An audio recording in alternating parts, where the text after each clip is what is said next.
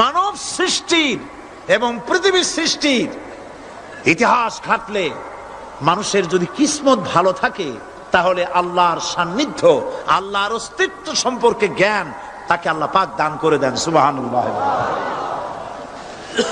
পৃথিবীর সৃষ্টির ব্যাপারে বুদ্ধিজীবীরা কি বলছেন দেখুন। পৃথিবীর সৃষ্টির ব্যাপারে বিজ্ঞানীরা বলছেন যে এই পৃথিবী এরকম ছিল না তো কি রকম ছিল। এইটা সূর্যের পাশ থেকে একটা উজ্জ্বল শক্তিশালী জ্যোতিষ্ক দারুণ ফোর্স নিয়ে যাচ্ছিল। সেই ফোর্স সহ্য করতে না পেরে সূর্যের একটি দুর্বলতম অংশ সূর্য থেকে ছিটকে মহাশূন্যে পড়ে গেল, আর ঘুরতে ঘুরতে এই পৃথিবীর অস্তিত্ব লাভ করলো।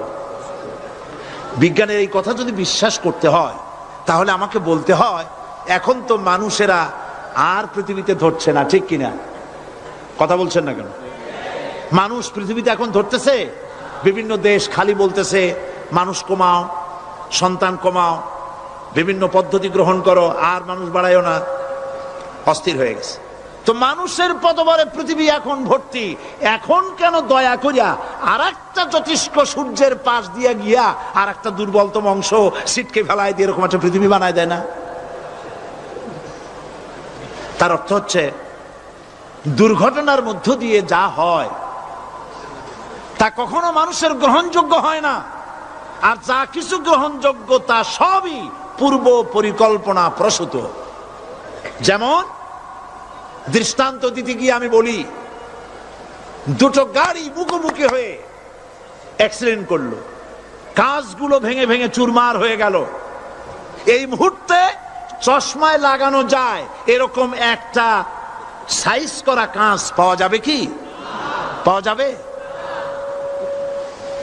রেলগাড়ি অ্যাক্সিডেন্ট হলো, হাজার লোহার টুকরা পড়ে গেল, এক্ষুনি একখান কোদাল, একখান খন্তা, একখানা শাবল, একখানা দা, একখানা বটি অথবা জুতোয় মারার মতো একটা ছোট্ট পিনও প্রস্তুত আকারে পাওয়া যাবে কি? তাহলে বোঝা গেল অ্যাক্সিডেন্টের মাধ্যমে যা কিছু হয় তা মানুষের গ্রহণযোগ্য নয়, যা কিছু গ্রহণযোগ্য তা সব পূর্ব পরিকল্পিত। এখন আমি বলবো, বিজ্ঞানীদের কথা মতো যদি সূর্যের কোন দুর্বলতম অংশ মহাশূন্যে পড়ে এই পৃথিবী হয়ে থাকে, তাহলে এটা পরিকল্পনার ভিত্তিতেই হয়েছে। সেই পরিকল্পনাকারীর নাম কি? বলেন, নাম কি? তবে আমি আপনাদেরকে নিশ্চিত করে বলতে পারি, সূর্যের কোন দুর্বলতম অংশ ছিটকে পড়ে অ্যাক্সিডেন্টের মাধ্যমে পৃথিবী হয় নাই। মহাপরিকল্পনার মাধ্যমে সৃষ্টি জগৎকে টিকে রাখার জন্য আল্লাহ রাব্বুল আলামিন আলাদাভাবে পৃথিবীকে সৃষ্টি করেছেন। বিজ্ঞানের কথার সাথে কোরআন শরীফের যদি কন্ট্রাডিকশন হয়, তাহলে কার কথা মানবেন? বিজ্ঞান না আল্লাহ? জোরে বলেন, বিজ্ঞান না আল্লাহ? বিজ্ঞান বলছে, কোন সময় বলে পৃথিবী ঘোরে, কেউ বলে সূর্য ঘোরে, কেউ কয় আমরাও ঘুরি। এখন আসলে ঘোরে কে? ফয়সালা কার কাছ থেকে নেবেন? আল্লাহ রাব্বুল আলামিন কোরআন শরীফের ভিতরে বলেছেন, লাশ-শামসু ইয়ামবাগি লাহা আন তুদরিকাল কামারা ওয়ালাল লাইলু সাবিকুন নাহার ওয়া কুল্লুন ফি ফালাকি ইয়াসবাহুন। প্রবল জ্ঞানী হইবে যাহারা, আপন মনেতে বুঝিবে তাহারা, রাত্রি পারে না আগে যাইবার, দিনের স্থান করি অধিকার। চন্দ্র বাদে না সূর্যের গায়েতে, সূর্য পারে না চন্দ্রকে ধরিতে, যার যে স্থান বহাল রাখিয়া ভ্রমণ করিছে খোদাকে ডরিয়া। একটি নির্ধারিত সময় সীমা পর্যন্ত আপন আপন কক্ষপথে সব দৌড়াদৌড়ি করবে, কারো সাথে অ্যাক্সিডেন্ট হবে না কারো। ওয়াকুল্লুন ফি ফালাকি ইয়াসবাহুন, যা আছে মহাশূন্যে সব ঘুরতেছে। কে বলে? বলেন সবাই, কে বলছে? কোন সূরা? সূরা ইয়াসিন। আবার শুনুন, আল্লাহ পাক ফয়সালা দিচ্ছেন, ঘোরে কেডা? শুধু সূর্য ঘোরে না, শুধু চন্দ্র ঘোরে না, আল্লাহ মহাশূন্যে যা রেখেছেন সব ঘুরতেছে, সবই সন্তরণশীল, সব গতিশীল। সুতরাং ফয়সালা তো আল্লাহর কাছ থেকে নিতে হবে। পৃথিবী সৃষ্টি করেছেন, মানব গোষ্ঠী সৃষ্টি করেছেন এবং মানুষের প্রয়োজন মিটিয়েছেন। এই মানুষগুলিকে কে সৃষ্টি করেছে? মানুষ সৃষ্টির ব্যাপারেও দার্শনিকরা মানুষদেরকে বিভ্রান্ত করে। যা কলেজে বিশ্ববিদ্যালয়ে পড়ানো হয়, এই কোরআন শরীফ বিশ্ববিদ্যালয়ে পড়ানো হয়? হ্যাঁ হয়। কয়েকটা আয়াত, কয়েকটা সূরা পরীক্ষায় পাশ করার জন্য একটু একটু অপশনাল রেখে দেওয়া হয়েছে। বর্তমান যে শিক্ষা কমিশন, শামসুল হক শিক্ষা কমিশন রিপোর্ট মন্ত্রী পরিষদে অনুমোদন করেছে বর্তমান সরকার। এই শিক্ষানীতিতে বলা হয়েছে ক্লাস 1 থেকে নিয়ে ক্লাস 5 পর্যন্ত ধর্মীয় শিক্ষা দিতে দেওয়া হবে না। তাহলে ক্লাস 5 পর্যন্ত যদি ধর্মীয় শিক্ষা না থাকে, তাহলে ক্লাস 6-7-এ ওঠার পর আলিফ জাওরা বাজাবর বা আনাকুম জানাকুম ছেলেরা পড়বে? মেয়েরা পড়বে? আসল উদ্দেশ্য হলো ইসলাম থেকে জাতিকে দূরে সরাবার জন্য ষড়যন্ত্র। এই সরকারের প্রণীত শিক্ষানীতি আমরা মানি না। আপনারা মানেন? যেই মাদ্রাসা মানুষের চরিত্র সৃষ্টি করে, বর্তমান সরকার সেই মাদ্রাসাগুলি একটা একটা করে ধ্বংস করার পরিকল্পনা গ্রহণ করেছে। সুতরাং আসল শিক্ষা হলো কোরআনের কাছে। আসল শিক্ষা কোথায়? কোরআনের কাছে। কোরআন যদি শিখানো হতো, কোরআন যদি শিখানো হতো কলেজে বিশ্ববিদ্যালয়, তাহলে গতকাল চট্টগ্রাম বিশ্ববিদ্যালয় থেকে যেসব ছেলেরা বিশ্ববিদ্যালয় কর্তৃপক্ষ কর্তৃক বরাদ্দকৃত, হাইজ্যাক করা নয়, বরাদ্দকৃত 4খানা বাস দিয়ে কোরআন শুনতে আসতে চেয়েছিল, বর্তমান সরকারের তথাকথিত সোনার ছেলেরা আসতে দিল না। কোরআন যদি তারা পড়তো, তাহলে কোরআন শরীফ শুনতে তারাও আসতো। কপাল পোড়া। জোরে বলেন কি? আরো জোরে বলেন কি? কপাল পোড়া। সব ভালো লাগে, কোরআন ভালো লাগে না। এদেরকে শিখানো হয়েছে, আরে তোমরা তো মানুষ না। বলে আমরা কি?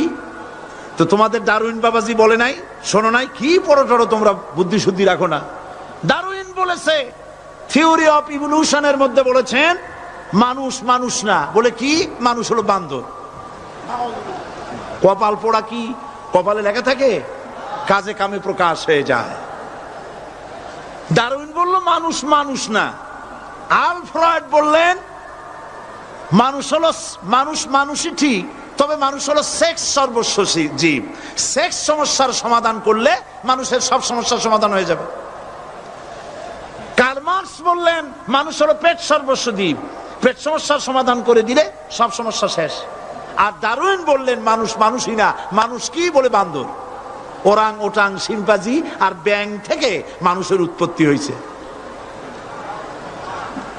আমি যখন জীবনের প্রথম শিম্পাজি দেখলাম, ওরাং ওটাং দেখলাম, তখন আমি মনে করেছি যে ডারউইন খামোখা ভুল করে নাই।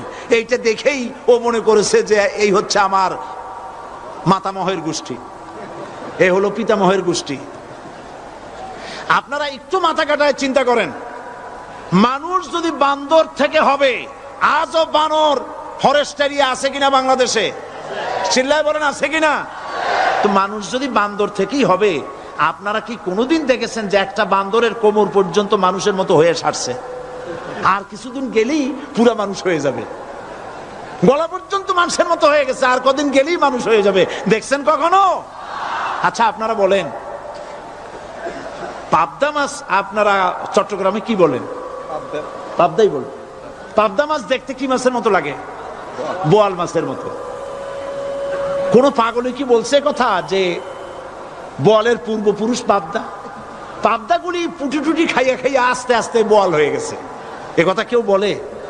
আচ্ছা, শোলের যে ছোট সাইজ, শোল মাছ, গজাল মাছ, এর যে ছোট্ট সাইজ ভর্তা করে খায়, শুটকি বানায় খায়, ওগুলোর কি বলে? টাকি মাছ। এই টাকি মাছ দেখতে শোল মাছের মতো। কেউ পাগলকে আজ পর্যন্ত বলেছে যে শোল মাছের পূর্বপুরুষ টাকি, টাকিগুলা সার মার খাইয়া আস্তে আস্তে শৌলে পরিণত হয়ে গেছে? কেউ বলেছে কখনো? ডারউইন কয় বোতল খাইয়া যে এই মতবাদ লিখছে আল্লাহই ভালো জানে। যে বান্দরের থেকে মানুষ আবিষ্কার হয়েছে, নাউজুবিল্লাহ। এগুলি পড়ানো হয় কলেজে, বিশ্ববিদ্যালয়, তাই আমাদের সোনার ছেলেরা বান্দরামি করে। ওদের যদি পড়ানো হইতো তোমরা বাঁদরের গোষ্ঠী নও, তোমরা মানুষ। মর্যাদা কার বেশি, বান্দরের না মানুষের? এ পৃথিবীর প্রথম মানুষকে আদম আলাইহিস সালাম। আদম হইছেন কি দিয়ে? মাটি দিয়ে। আল্লাহ রাব্বুল আলামিন যিনি মানুষ সৃষ্টি করেছেন, তিনি কোরআন শরীফের ভিতরে বলে দিয়েছেন, আমি প্রথমেই বলেছি, আপনারা লক্ষ্য করুন, এই কোরআন তাবিজের কিতাব নয়, এই কোরআন তদবিরের কিতাব নয়, ঝাড়ফুঁকের কিতাব নয়। কোরআন হলো পৃথিবীর মানুষের জন্য কোড অফ লাইফ, পূর্ণাঙ্গ জীবন বিধান। সবকিছু আল্লাহ পাক কোরআনের ভিতরে বলে দিয়েছেন, কোন জিনিস বাদ দেন নাই। আপনি আমি কেমনে সৃষ্টি হয়েছি আল্লাহ পাক কোরআনের ভিতরে বলেছেন, ইন্না খালাকনাকুম মিন তুরাবিন সুম্মা মিন নুতফাতিন সুম্মা মিন আলাকাতিন সুম্মা মিন মুদগা। নিষ্প্রাণ মাটি দিয়ে তোমাকে উৎপন্ন করা হয়েছে, নিষ্প্রাণ মাটির উপাদান দিয়ে তোমাকে তৈরি করা হলো। মায়ের পেটের ভিতরে এক ফোঁটা নাপাক পানি জমাট রক্তে পরিণত হয়ে গেল, জমাট রক্ত আস্তে করে গোস্ত পিণ্ড হলো, গোস্ত পিণ্ডকে সুন্দর করে সাজায়া হাড্ডি গুড্ডি বানায়া স্ট্রাকচার তৈরি করে তার উপরে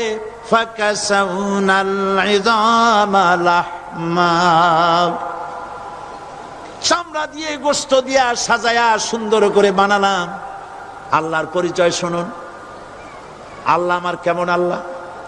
মায়ের পেটের ভিতরে সন্তান বানায়া এরপরে যখন রূহ দেওয়া হয়েছে, ক্ষুধা লেগেছে, খাবারের প্রয়োজন হয়েছে, আল্লাহ রাব্বুল আলামিন ওই কচি বান্দা মায়ের পেটে বসে কি খাবে সেজন্য তার মা চিন্তা করে নাই, বাবা চিন্তা করে নাই, সরকার চিন্তা করে নাই।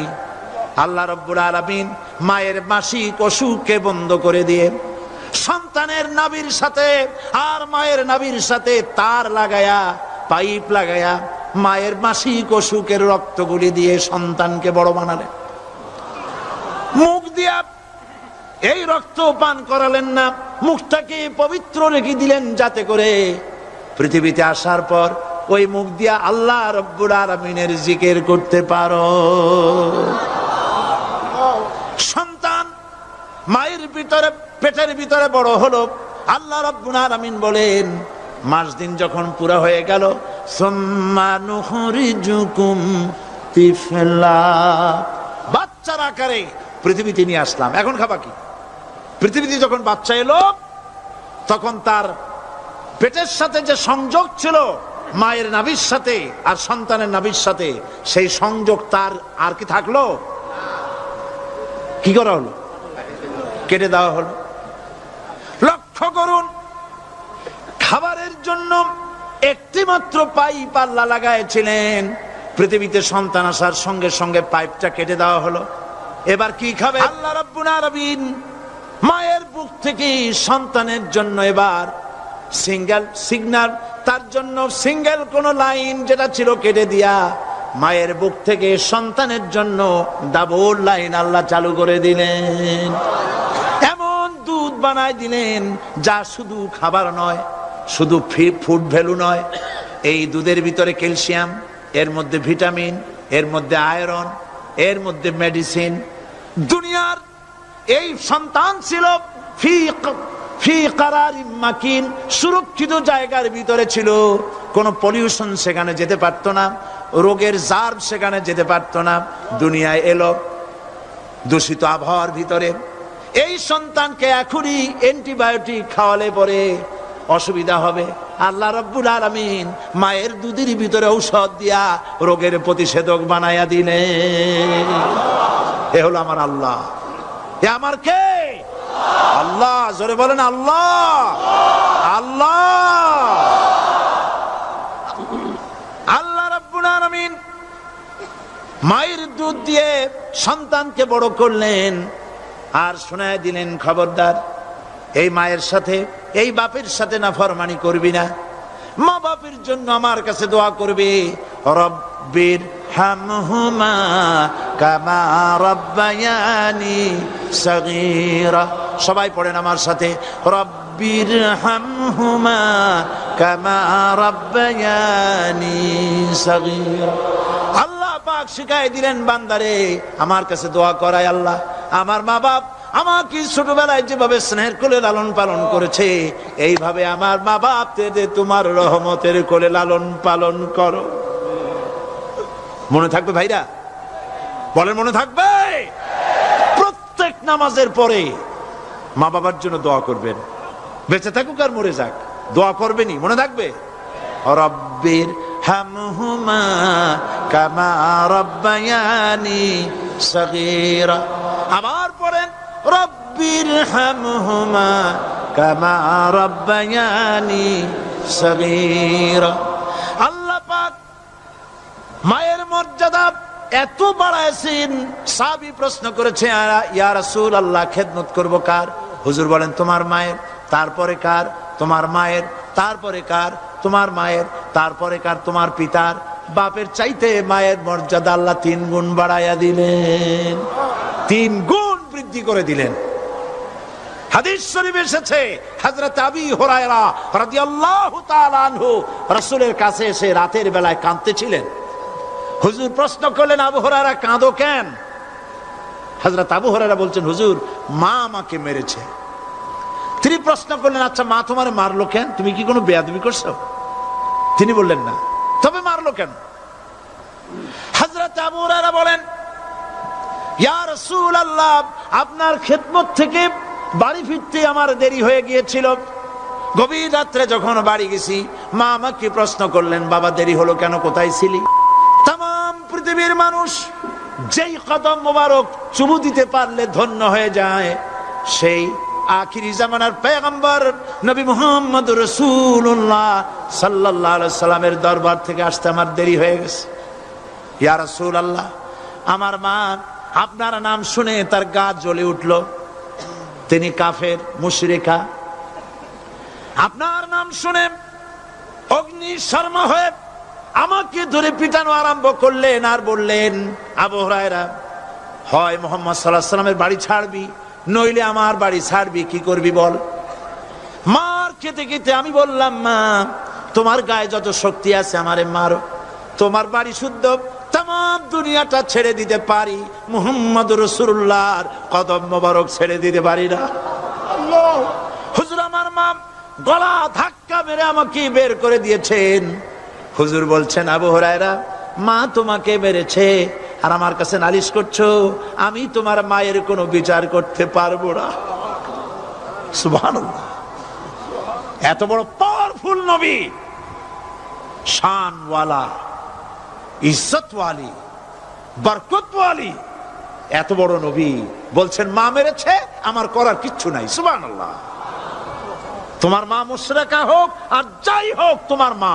সুবহানাল্লাহ বলেন। আমার বন্ধুগণ, হযরত আবু হুরায়রা বলেন, ইয়া রাসূলুল্লাহ, মায়ের বিরুদ্ধে কোনো অভিযোগ নিয়ে আমি আপনার কাছে আসি নাই। হুজুর বললেন, কেন আসছো বলো খুলে। আবু হুরায়রা বলেন, হুজুর আমি জানি আপনি আল্লাহর দরবারে যদি কোনো ব্যাপারে হাত তোলেন আল্লাহ মঞ্জুর করে ফেলেন। আপনি দয়া করে আমার মার জন্য দোয়া করেন, আল্লাহ যেন হেদায়েত দিয়ে দেন। আমার নবীজি দুখানে হাত উত্তোলন করলেন, বললেন, আল্লাহুম্মা ইহদি উম্মা আবি হুরায়রা, আয় আল্লাহ আমি দোয়া করতেছি আবু হুরায়রার মাকে হেদায়েত নসিব করো। হুজুর হাত তুলে মোনাজাত করছেন, আবু হুরায়রা দৌড় দিলেন বাড়ির দিকে। কয়েকজন সাহাবী হযরত আবু হুরায়রার জামা টেনে ধরেছে, এই ভদ্রলোক দৌড়ায় কেন? এত শান্ত মানুষ, কখনো গরম হয়ে কারো সঙ্গে কথা বলে না, এই মানুষটা দৌড়ায় কেন? কোনো বিপদ হইল নাকি? জামা টেনে ধরে বলে, আবু হুরায়রা দৌড়াও কেন? হযরত আবু হুরায়রা বলেন, জামা ছেড়ে দাও, কোনো বিপদ আমার হয় নাই, আমি দৌড়াইয়া বাড়ি যাই দেখতে চাই। আমি দৌড়াইয়া আগে বাড়ি যেতে পারলাম না, আমার নবীর দোয়া আগে আমার বাড়ি চলে গেছে, আমি এটা দেখতে চাই। হযরত আবু হুরায়রা দৌড়াতে দৌড়াতে বাড়ি চলে গেছেন। দরজায় নক করলেন, ভেতর থেকে আওয়াজ এলো, কে? তিনি বললেন, আমি আবু হুরায়রা। মা, দরজা খুলে দাও, আমি তোমার সন্তান। মা বললেন, বাবা অপেক্ষা করো, দরজা খুলতেছে। হযরত আবু হুরায়রা বলেন, মায়ের গলার আওয়াজের ভেতরে কুফরি কর্কশতা পেলাম না, মায়ের গলার আওয়াজের ভেতরে তাওহীদের নরমিয়াত পেলাম। আমার কাছে মনে হলো আমি আবু হুরায়রা বাড়ি আসার আগে নবীজির দোয়া আল্লাহর আরশে পৌঁছে গেছে। আবু হুরায়রা বলছেন, মা আমার কিছুক্ষণ পরে ঘরের থেকে বেরিয়ে এসেছেন। আমি দেখলাম মায়ের শরীর ভিজা, মাথার চুল দিয়া পানি টপকাচ্ছে। মা আমার বললেন, বাবারে, তোমাকে মারার পর আমি নিদারুণ অনুশোচনায় পড়েছিলাম। মনে মনে ভাবলাম, আহারে, আমার সন্তান আমি কেন মারলাম? সে তো কোনো খারাপ কাজ করে নাই, কোনো খারাপ জায়গায় যায় নাই। এত ভালো মানুষ, যার সম্পর্কে লোকেরা খামোখাই মিথ্যা কথা বলে, এই ভালো মানুষটার কাছে গেছে, সেজন্য আমি মারলাম কেন? বাবা গো, আমি আমার ভুল বুঝতে পেরেছি, জীবনের ভুলও ধরা পড়েছে, আমাকে জলদি করে নিয়ে চলো বিশ্ব নবীর দরবারে। হযরত আবু হুরায়রার মা রাসূলুল্লাহর খেদমতে এসে ঘোষণা করলেন, আশহাদু আল্লা ইলাহা ইল্লাল্লাহু ওয়াহদাহু লা শারীকা লাহু ওয়া আশহাদু আন্না মুহাম্মাদান আবদুহু ওয়া রাসূলুহু। আমার ভাইয়েরা, আল্লাহ রাব্বুল আলামিন মানুষ সৃষ্টি করে পৃথিবীতে পাঠায় দিলেন, খাবারের ইন্তজাম করলেন। এগুলি সব আল্লাহর পরিচয়। আল্লাহরে চেনার জন্য বড় বড় কিতাব ঘাটা লাগে না, কিসমতে যদি থাকে দুই একটা দৃষ্টান্ত যথেষ্ট হয়ে যায়। সুবহানাল্লাহ, সুবহানাল্লাহ, দুই একটা দৃষ্টান্ত যথেষ্ট। আল্লাহ পাক সমস্ত সৃষ্টি জগৎকে তৈরি করলেন, সৃষ্টি করলেন, আর তাদের খাদ্যের ব্যবস্থা করলেন। কে করেছেন খাদ্যের ব্যবস্থা? খাদ্য দেন আল্লাহ। কিন্তু অহংকারী যারা, তারা বলে দেশের বাম্পার ফলনের জন্য সমস্ত কৃতিত্ব সরকারের। বলেন আস্তাগফিরুল্লাহ, বলেন নাউজুবিল্লাহ। এদের একজন বলছিল, 3 বছর কিছু দিবার পারুম না। লোকেরা কয় আমরা না খাইয়ে থাহুম, আল্লাহ কয় আমিও দেহুম। কদ্দুর পারো না খাইয়ে থাকতে? ফসল কে দেন? জোরে বলেন, কে দেন? বাম্পার ফসলের ফলনের দাবি সরকার করতে পারে না, এটা কুফরি, এটা শিরক। জমিনের ফসল কে দেন? আকাশের বৃষ্টি কার? পানি কার? সার কার? সব আল্লাহ পাক। আল্লাহ পাক কোরআন শরীফে বলেছেন, লা ইন শাকারতুম লা আযীদান্নাকুম ওয়া লা ইন কাফারতুম ইন্না আযাবি লাশাদীদ। আমার নিয়ামতের শুকর যদি আদায় করো বাড়ায় দেব, আর যদি কৃতজ্ঞ হও, শুকরিয়া আদায় না করো, মস্ত বড় শাস্তি দেব। ফসল দেই আমি, আর শুকরিয়া আদায় করো তোমার বাজানে। ঠিক কিনা? শুকরিয়া আদায় করে কার? বাজানে। একটা লোকের, একটি মানুষের যেই প্রশংসা এই সরকার করলো, বিগত 4.5 বছর ধরে একটা মানুষের যত জিকির করলো, প্রশংসা করলো, ছবি টানাইলো, যদি এতটা জিকির, এতটা স্মরণ আল্লাহ রাব্বুল আলামিনের করত, ওদের জন্য আল্লাহর জান্নাতের দরজা খোলা হয়ে যেত। প্রশংসা করবে কার? চিল্লায় বলুন, আল্লাহ পাকের প্রশংসা করো। খেতে দেওয়ার মালিক তিনি। আল্লাহ পাক বলছেন, আল্লাহকে, তার পরিচয় আল্লাহ তুলে ধরেছেন, ওয়ামা মিন দাব্বাতিন ফিল আরদি ইল্লা আলাল্লাহি রিজকুহা। এই পৃথিবীর ভিতরে এমন কোন বিচরণশীল জীব নাই যার রিস্কের দায়িত্ব আমি আল্লাহ গ্রহণ করি নাই। সুবহানাল্লাহ বলবেন না? রিস্কের দায়িত্ব কার হাতে? আচ্ছা দেখুন তো, পৃথিবীর সমস্ত সরকারের কাছে বিভিন্ন মন্ত্রণালয় আছে না? খাদ্য মন্ত্রণালয় বলে কোন মন্ত্রণালয় আছে কিনা? আছে। খালি কয় খামু আর খামু। খাদ্য মন্ত্রণালয় আছে, থাকার পরেও মানুষ না খাইয়া মরে, ঠিক কিনা? এবার একটু তাকান তো, জ্ঞানের চক্ষু দিয়া তাকান। ফরেস্ট এরিয়া, বাঘ আছে কিনা? নাই। সিংহ আছে কিনা? গন্ডার আছে কিনা? হাতি আছে কিনা? বিশাল বিশাল প্রাণী আছে কিনা? জঙ্গলে ছোট্ট প্রাণী থেকে, পোকা থেকে শুরু করে গন্ডার পর্যন্ত, টুনটুনি পাখি দিয়ে শুরু করে ঈগল পাখি পর্যন্ত, নদীর ভিতরে ছোট্ট চুনু পুঁটি থেকে শুরু করে তিমি মাছ পর্যন্ত। প্রাণী তত্ত্ববিদরা বলেছেন সমুদ্রের ভিতরে এমন এমন বড় বড় তিমি আছে যে একটা তিমির ওজন 5000 টন পর্যন্ত হয়ে যায়। 5000 টন তিমিটার ওজন। এর যখন বাচ্চা হয় তখন বাচ্চার দৈনিক দুধ লাগে 50 থেকে 60 মণ পর্যন্ত। কে ব্যবস্থা করে? রুহান মান ফেরেশতা। তো ওর মা যেমন বাচ্চা তো সেরকম হবে, ঠিক কিনা?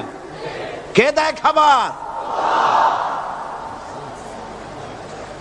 এবার দেখেন তো আপনার দেশের এই জঙ্গলে কত হাতি আছে। হাতিরা মিছিল করে আসছে যে আল্লাহ আমাদের এখন আর খাইতে যেতে দিতে পারে না, বাংলাদেশের গভর্নমেন্ট কিছু দাও। আসছে না, খাইয়া ক্ষুধার জ্বালায় হাতি মরেছে, বাঘ মরেছে, সিংহ মরেছে। এর কোন দৃষ্টান্ত আছে? ক্ষুধার জ্বালায় আকাশের উড়ন্ত পাখিরা ছটফট করে মারা গেছে, দৃষ্টান্ত আছে? নদীর মাছেরা ক্ষুধার জ্বালায় ভেসে উঠেছে, না খাইয়া মরে গেছে, দৃষ্টান্ত আছে? মহান আল্লাহ রাব্বুল আলামিন কোরআন শরীফের ভিতরে বলেছেন অনেক প্রাণী এমন আছে যারা তাদের খাদ্যকে সঞ্চয় করে না, খাদ্যকে জমা করে না, আহরণ করে না। সকাল বেলায় একটা খাবার খেলো, দুপুরে কি খাবে তার জানা নাই। শকুন পৃথিবীর মাটি থেকে 3 মাইল উপরে ওড়ে, তার চোখকে আল্লাহ পাক এত তীক্ষ্ণ বানিয়ে দিয়েছেন, এই চট্টগ্রামের কোথায় মরা গরু আছে 3 মাইল উপর দিয়া দেখতে পায়? সুবহানাল্লাহ করতে ইচ্ছা করে না। এই প্রাণীগুলি খাবারগুলি কোনো গভর্নমেন্ট জোগাড় করে রাখে নাই। আল্লাহ পাক বলেন সবার খাবার আমি দেই। সকাল বেলায় সমস্ত প্রাণীগুলি, মহাশূন্যে পাখি, পানির ভিতরে মৎস্যরাজি, জঙ্গলের ভিতরে হিংস্র প্রাণী, পোকামাকড় থেকে শুরু করে সবগুলো খালি পেটে সব বেরিয়ে যায়, কারো কোনো খাবারের মজুদ নাই। সন্ধ্যা হতে না হতে সমস্ত প্রাণীগুলির পেট ভরাইয়া আমি আবার যার যার ঘরে বিরায় দেই। ওয়ামা মিন দাব্বাতিন ফিল আরদি ইল্লা আলাল্লাহি রিজকুহা। সমস্ত প্রাণীর রিজকের দায়িত্ব আমি আল্লাহর হাতে। কে দেয় রিজক? জোরে বলুন, কে দেন? আল্লাহ পাক। কি খাবেন সব আল্লাহ জোগাড় করে দিয়েছেন। তরি তরকারি জোগাড় করেছেন, মাছ জোগাড় করেছেন, চাউল দিয়েছেন, খাবার দিয়েছেন, গোশত দিয়েছেন, সব দিয়ে দিয়েছেন। আল্লাহ রাব্বুল আলামিন সমস্ত জিনিস দিয়ে মানুষকে আল্লাহ পাক তার জন্য আল্লাহ সব করেছেন। খালাকা লাকুম মা ফিল আরদি জামিআ। এই পৃথিবীতে যা তৈরি করেছে সব তোমার জন্য। এ হচ্ছে আমার আল্লাহ, এ হচ্ছে আমার কে? আল্লাহ। সে আল্লাহ পাক বলছেন, আল্লাহর পরিচয় তিনি স্রষ্টা, তিনি রিজেক দাতা। এবার আইনদাতা কে? আইনদাতা কে? আরো জোরে বলুন। আইনদাতা আল্লাহ হচ্ছে আল্লাহর পরিচয়। ইনিল হুকমু ইল্লা লিল্লাহ আলা লাহুল খালকু ওয়াল আমর। সৃষ্টি যার, আইন চলবে তার। আমার দেশে আল্লাহর আইন চলছে? আমাদের দেশের কল কারখানা, ক্ষেত খামার, অফিস আদালত আল্লাহর আইন অনুযায়ী চলে? চলে না। বরং আল্লাহর আইনকে মুছে ফেলার জন্য, নিজেদের আইন সৃষ্টি করার জন্য প্রচেষ্টা চালানো হচ্ছে। আল্লাহর আইন মানুষের জন্য সব থেকে বেশি উপযোগী, কারণ সৃষ্টি করেছেন কে? বলেন, কে করেছেন? আল্লাহ। প্রত্যেকটি মেশিন, আপনি যা কিনবেন, রেডিও হোক, টিভি হোক, যে কোনো যন্ত্র হোক, গাড়ি হোক, তার সাথে একটা লিটারেচার, একটা বই তার সঙ্গে দিয়ে দেওয়া হয়। ওই বইয়ের মধ্যে লেখা থাকে এটা কিভাবে চালানো হবে, অপারেট করা হবে, তার সিস্টেম লেখা থাকে। আপনার ইচ্ছা মতো চালাইলে হবে না। এই মানব গোষ্ঠীকে সৃষ্টি করেছেন। এখন আপনি যদি আপনার আইন মতো চালান, তা কি চলবে? চলবে না। আপনি আপনার আইন মতো চালাচ্ছেন, ভালোভাবে চলতেছে? চলতেছে না। স্বরাষ্ট্রমন্ত্রী বলতেছেন সন্ত্রাসীদেরকে মাটির তলা থেকে খুঁজে বের করা হবে, কিন্তু নাকের উপর দিয়া ব্রিফকেস চুরি হয়ে যায়, উনি তা ধরতে পারেন না। এই হলো আইন।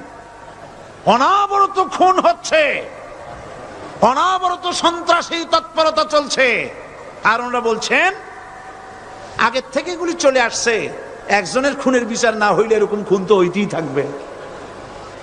তাহলে খুনকে, হত্যাকে, সন্ত্রাসকে সরকার জাস্টিফাইড করছেন। নাউযুবিল্লাহি মিন যালিক।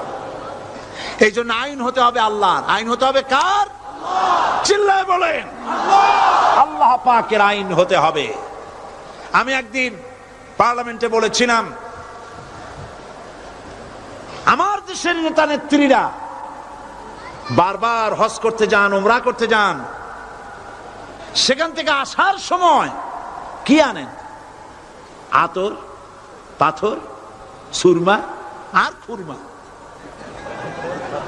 এই কিছু নিয়ে আসলেন। কিন্তু আমি বলেছি, আপনারা কি কিছু চোখে দেখেন না? পার্লামেন্টে এইভাবে বক্তৃতা করেছে, কিছু চোখে দেখেন না? আমি প্রশ্ন করে আমি আবার জবাব দিচ্ছি, আপনারা যারা হজ করতে যান, উমরা করতে যান, হজের কথাই ধরি, এই হজ করতে যখন যান তখন মুজদালিফায় একটা রাত কাটাইতে হয়। সেটা কোন দিন? ইয়াউমে আরাফার পরের দিন।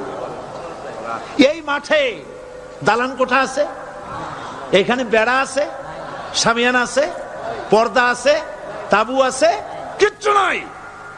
লক্ষ লক্ষ নারী আর পুরুষ পাশাপাশি শুয়ে থাকে, তাও সুবহানাল্লাহ কইতে ইচ্ছা করে না। সারা রাত জনে জনে পুলিশ পাহারাদার নাই। কিরকম মেয়ে এলো, চাঁদের সৌন্দর্য হার মানায় দিতে পারে এরকম সুন্দরী, এরকম সুন্দরী নারী, সুদর্শন পুরুষ পাশাপাশি রাস্তার ধারে মরুভূমির ভিতরে সারা রাত কাটাচ্ছে। ইয়াউমে আরাফার পরের রাতটা একটা রাত পুরা। এভাবে চলতেছে বছরের পর বছর, শতাব্দীর পর শতাব্দী, সহস্রাব্দীর পরে সহস্রাব্দী। আমি প্রশ্ন করি, পৃথিবীর ইতিহাসে কেউ কি এমন কথা বলতে পেরেছে, লিখতে পেরেছে যে মুজদালিফার রাতে সেখান থেকে 10টা নারী হাইজ্যাক হয়েছে, 5টা নারী লাঞ্ছিত হয়েছে? বলতে পারবে? গভীর রাত্রে পুরুষ সঙ্গী ছাড়া সুন্দরী রমণী, যুবতী রমণী একাকিনী নিজের ঘর ছেড়ে আল্লাহর ঘরে তাওয়াফ করতে আসে। তাওয়াফ সেরে তাহাজ্জুদের নামাজ পড়ে আল্লাহর কাছে মোনাজাত করে একা একা হাজার হাজার লাখো পুরুষের ভিতর থেকে আপন ঘরে ফিরে যায়। কারো বাবার হিম্মত নাই, একবার তাকায় সে তো রূপ উপভোগ করার জন্য আবার তাকায়, অথবা তার আঁচল ধরে টান মারে। আছে ইতিহাস? কথা কন না কেন? সুন্দরী একটা মাইয়া মক্কা থেকে মদিনা থেকে পাওয়া যায় না, 15 দিন হয়ে গেছে। হয়েছে কখনো? এবার জবাব দেন, কেন হয় না? কেন হয় না? আমার দেশের মেয়েরা রাস্তা দিয়ে হাঁটতে পারে না। হাই স্কুল মেয়েদের, হাই স্কুল মেয়েদের কলেজ যখন ছুটি হয়, তথাকথিত সোনার ছেলেরা গেটের সামনে এতিমের মতো কাড়ায় থাকে। অনবরত হাইজ্যাক হচ্ছে, ধর্ষণের সেঞ্চুরি হচ্ছে। আর ওখানে হয় না কেন? ওখানে হয় না এই কারণে, এই কোরআনের আইন আল্লাহ রাব্বুল আলামিন যে আইন দিয়েছেন, ওখানে আইন বলবৎ আছে। আছে নাকি? আছে কিনা? পুরুষ কোন নারীকে ধর্ষণ করেছে, যদি প্রমাণিত হয়, সে যদি ফাহাদের ছেলে হয় আর ফাহাদের মেয়ে হয়, কোরআনের শাস্তি হলো পাথর মেরে উড়াইয়া দাও। তাকে জানিয়ে দেওয়া হবে রেডিও টিভির মাধ্যমে, জেনাকারের ব্যভিচারীর শাস্তি হবে। চতুর্দিকে হাজারো লোকেরা দাঁড়াবে, হাতে পাথর নিয়ে, পাথর মেরে তাকে তার গোশত হাড্ডি বাতাসের সাথে উড়ায় দেবে। একজন মানুষ আর একজন মানুষকে খুন করলো, এই আসামি ধরা পড়ে গেল, কোরআনের শাস্তি হলো যখন ধরা পড়বে প্রমাণিত হবে যেমন ভাবে হত্যা করেছে পরেও হত্যা করো। এই দৃশ্য, এই আইন যদি বাংলাদেশে যদি এই আইন চালু হয়ে যেত, খুনের আসামি ধরা পড়েছে জেনার আসামি, প্রকাশ্য ময়দানে এলো, সাক্ষী প্রমাণে কোর্টে প্রমাণিত হলো সত্যি সে খুনি। এই বিশাল আউটার স্টেডিয়ামের মাঝখানে খুনি কি দাঁড় করাও, চতুর্দিকে হাজারো লাখো মানুষ থাকুক, রেডিও টিভির ক্যামেরা কার্যকর হবে, পত্র পত্রিকার সাংবাদিকরা আসবে, তরবারির এক আঘাতে খুনির কল্লাটা উড়ায় দাও, দেহটা নিঃসাড় হয়ে জমিনে পড়ে যাবে। এই দৃশ্য যারা দেখবে সচক্ষে, রেডিওতে, পত্র পত্রিকায়, আর 1 বছরের ভেতরে খুন করার হিম্মত কারো কলিজায় উঠবে? জেনাকারের পাথর মেরে উড়িয়ে দেওয়ার শাস্তি যদি চোখে কেউ দেখে, জেনা করার পুলক আর জাগবে? এটা নাম আল্লাহর আইন। এই আইন কার? এই আইন যতদিন পর্যন্ত বাংলার মানুষের, মুসলমানদের উপরে কার্যকরী না হচ্ছে, এই দেশে কার্যকরী না হবে, ততদিন পর্যন্ত হত্যা, ধর্ষণ, খুন বন্ধ হবে না। বন্ধ হবে। সুতরাং এই আইন হচ্ছে কার? আরো জোরে বলেন, আল্লাহ রাব্বুল আলামিন। মহান আল্লাহ রাব্বুল আলামিনের এই আইন অনুযায়ী যদি দেশ চলে, মানুষ শান্তি পাবে, চুরি বন্ধ হবে, ডাকাতি বন্ধ হবে, জেনা বন্ধ হবে, হত্যা ধর্ষণ বন্ধ হয়ে যাবে। নবীজি এমন একটি আইন চালু করে দিয়ে, কোরআনের বিধান চালু করে দিয়ে এমন একটা সমাজ চালু করেছিলেন, যেই সমাজ সম্পর্কে হুজুর নিজে বলেছেন, খায়রুল কুরুনে কারনি, সর্বশ্রেষ্ঠ যুগ হলো কার যুগ? আমার যুগ। সুবহানাল্লাহ বলেন। রাসূলের যুগ হলো সর্বশ্রেষ্ঠ যুগ। সেই কোরআন, সেই হাদিস আজও আছে না নাই? বলেন জোরে, আজও আছে না নাই? সেই কোরআন এবং সুন্নাহ দিয়ে দেশ শাসন হোক, এটা কি আমরা চাই? কারা কারা চাই? দু হাত উঁচু করে দেখা।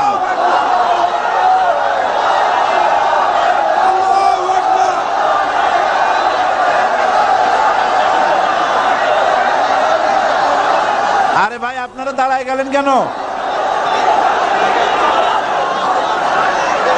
বসেন বসেন। আমি তো একটা স্লোগান দিতে বললাম, হাত দেখতে চাইছি আমি, মাথা দেখতে চাই নাই। এই সুযোগে কোমরটা সোজা করে নিলেন। আচ্ছা বসেন, আর মহব্বতের সাথে জিকির করেন, লা ইলাহা ইল্লাল্লাহ, লা ইলাহা ইল্লাল্লাহ, লা ইলাহা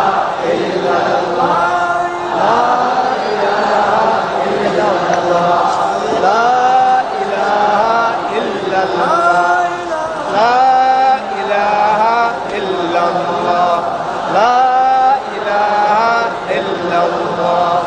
জোরে সরে সবাই জিকির করেন, লা ইলাহা ইল্লাল্লাহ, লা ইলাহা ইল্লাল্লাহ, লা ইলাহা ইল্লাল্লাহ, লা ইলাহা ইল্লাল্লাহু মুহাম্মাদুর রাসূলুল্লাহ।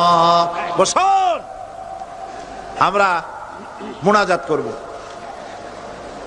আল্লাহ রাব্বুল আলামিন আয়াতুল কুরসির ভিতরে আল্লাহর সার্বভৌমত্বের কথা বলেছেন, আল্লাহু লা ইলাহা ইল্লা হুয়াল হাইয়ুল কাইয়ুম।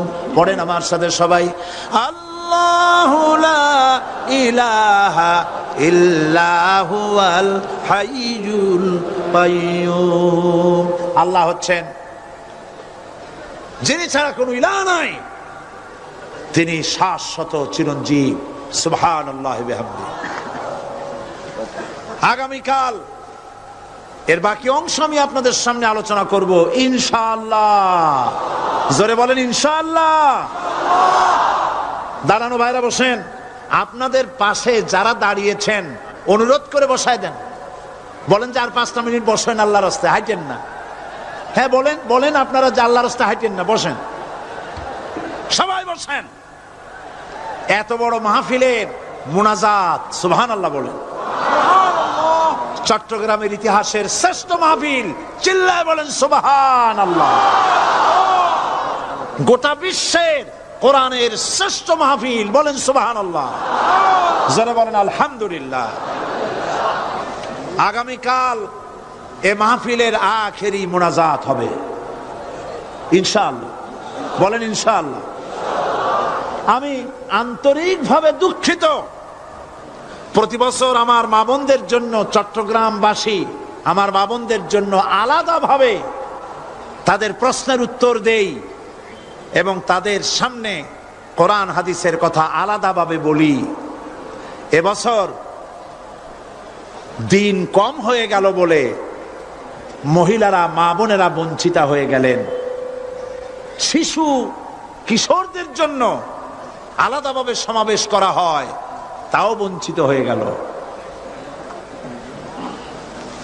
এই বিশাল তাফসীরুল কোরআন মাহফিলের বরকত থেকে চিটাগংবাসীকে যারা বঞ্চিত করলো, আল্লাহ তাদের হেদায়েত নসিব করে দিন।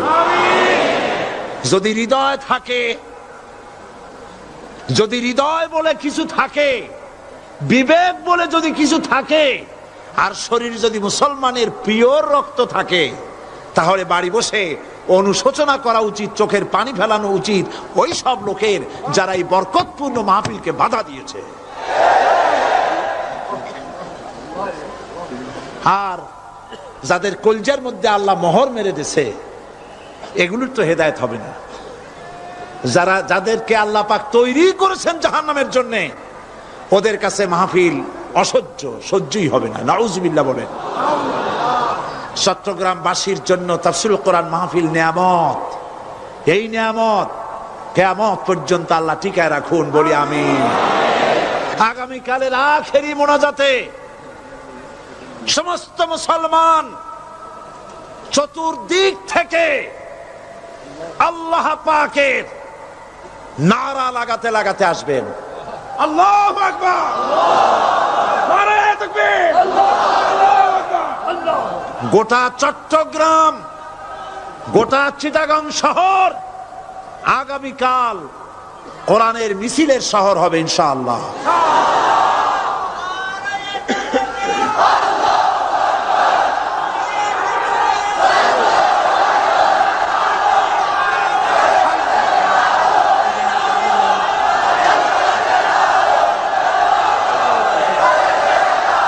কতজন?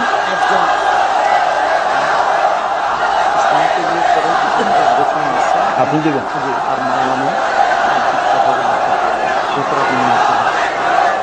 বন্ধুগণ,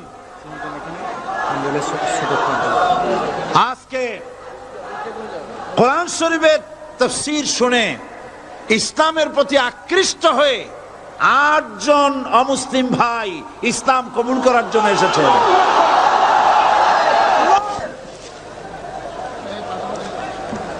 লা ইলাহা ইল্লাল্লাহু মুহাম্মাদুর রাসূলুল্লাহ। আল্লাহ ছাড়া কোনো ইলাহ নাই, মাবুদ নাই। মুহাম্মদ সাল্লাল্লাহু আলাইহি ওয়াসাল্লাম আল্লাহর প্রেরিত রাসূল। আশহাদু আল্লা ইলাহা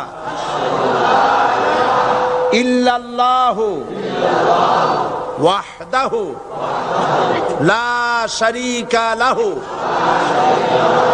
ওয়া আশহাদু আন্না মুহাম্মাদান আবদুহু ওয়া রাসূলুহু।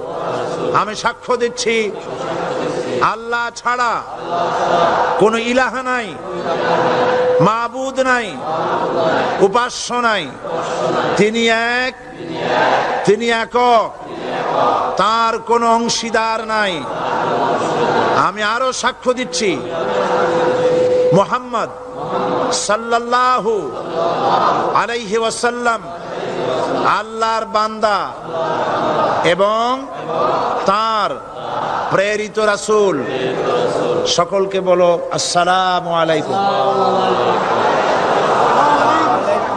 আপনারা সবাই জবাব দেন। আজ গতকালের ৭, আজকের ৯। আলহামদুলিল্লাহ, আমাদের এই ভাইরা এখন নিষ্পাপ বেগুনা। আমাদের এই নবাগত ইসলামে দীক্ষিত নিষ্পাপ মুসলমানদের সাথে আমি আপনাদের পক্ষ থেকে আলিঙ্গন করছি।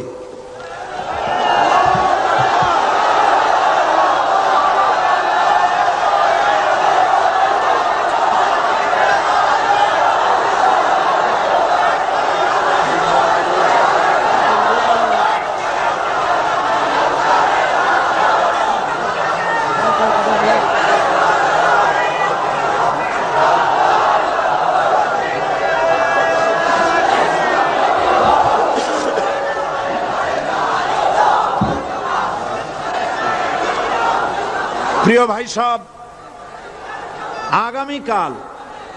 আগামীকাল আপনারা দলে দলে চতুর্দিক থেকে আল্লাহ পাকের বড়ত্ব, মহানত্ব, শ্রেষ্ঠত্বের ঘোষণা দিতে দিতে আসবেন। আল্লাহর বড়ত্ব, বিরাটত্ব, মহানত্ব আর শ্রেষ্ঠত্বের ঘোষণা দিতে হয় কিভাবে? আল্লাহু আকবার। সবাই জোরে বলেন, আরো চিল্লায় বলেন।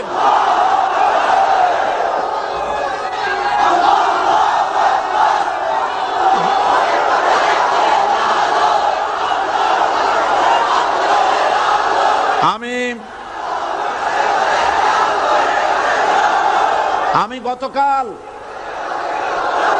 গতকাল এই মাহফিলে পুলিশ প্রশাসনকে অনুরোধ করেছিলাম, আজকের মাগরিবের নামাজের মধ্যে 40 জন নিরপরাধ কোরআন পাগল মুসলমানদেরকে জেল থেকে মুক্তি দেওয়ার জন্য। আপনারা তামসা মনে করবেন না। পুলিশ কমিশনার সাহেব, মুসলমানদের ঈমান নিয়ে, আগুন নিয়ে খেলা করবেন না। রাজশাহী এবং চট্টগ্রাম এক জিনিস নয়। আপনি রাজশাহীকে নির্যাতন করে এসেছেন, আমাদের কাছে সে হিসাব আছে। আপনি চট্টগ্রামের যদি এই মুসলমান ছেড়ে না দেন, আপনার মৃত্যু হবে, পাগল হয়ে মরবে।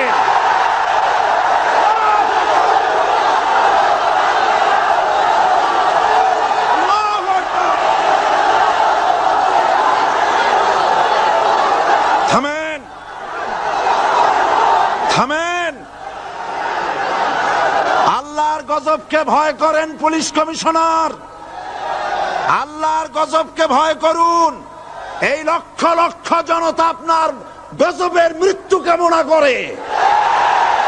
আপনি যদি কালকের জুমার আগে 40 জন ছেড়ে না দেন, এই মাহফিল থেকে এমন কঠোর কর্মসূচি ঘোষণা করা হবে, গোটা চট্টগ্রাম অচল হয়ে যাবে।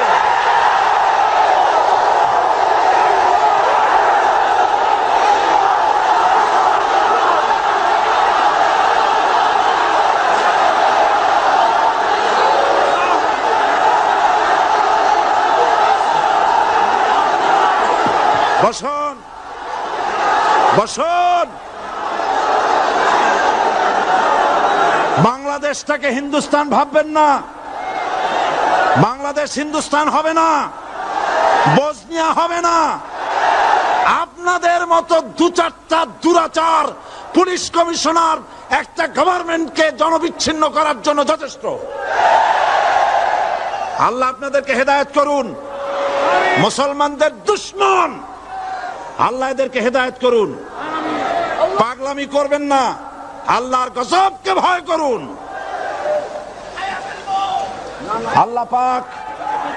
আল্লাহ পাক মুসলমানদেরকে ধৈর্য ধরার তৌফিক দান করুন। সবাই বলেন আমিন।